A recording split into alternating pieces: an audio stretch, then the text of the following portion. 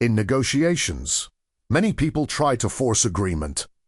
They push harder, they repeat their arguments.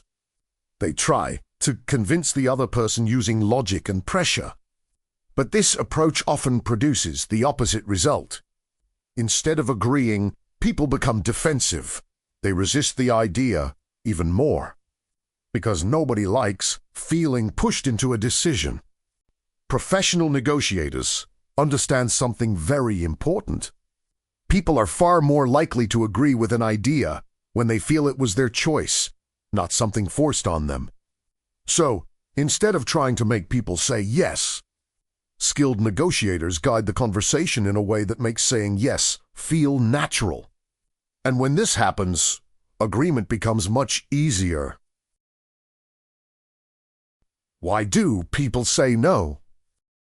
Before learning how to create agreement, it helps to understand why people say no. In many negotiations, the word no is not about the proposal itself. It is about control.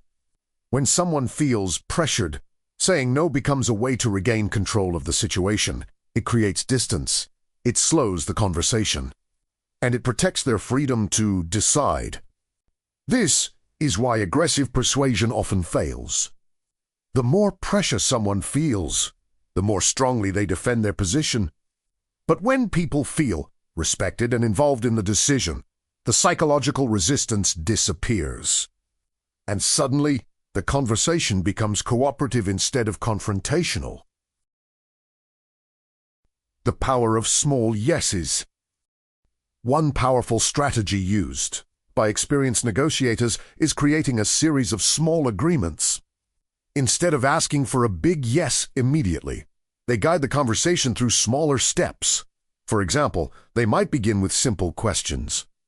Questions that are easy to agree with. Would you like to solve this problem efficiently? Is saving time important for your team? Would it help if the process became simpler? When people answer yes to several small questions, something interesting happens. Their brain begins moving in the direction of agreement. Psychologists sometimes call this the consistency principle. People prefer to stay consistent with their previous responses. And that makes the final agreement much more likely. Involvement instead of pressure. Another powerful way to encourage agreement is involving the other person in the solution. Instead of presenting a finished proposal, skilled negotiators ask for input. They ask questions like, "What would improve this idea for you?" Or, "How could we make this work better?" These questions transform the dynamic of the conversation. Instead of evaluating your idea, the other person begins improving it. And when someone contributes to creating a solution, they naturally feel more connected to it. The idea becomes partly theirs, and people are far more likely to support ideas they helped create. Choice effect. Another effective technique is giving people choices. Instead of presenting one option, present two reasonable options. For example, would you prefer option A or option B? This strategy works because it shifts the decision. The question is no longer yes or no. The question becomes which option is better. This keeps the conversation moving forward. It also preserves the other person's sense of control. They are not being forced into a decision. They are choosing between alternatives. And that small shift can dramatically increase agreement. Calm confidence. In many negotiations, the way an idea is presented matters as much as the idea itself. Confidence signals belief. Calm behavior signals stability.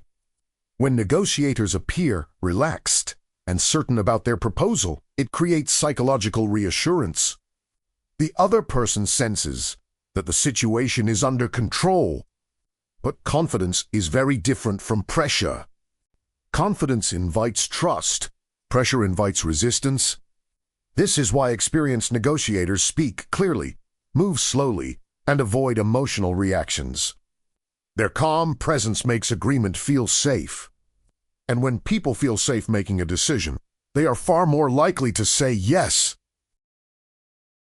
Getting people to say yes is not about forcing agreement.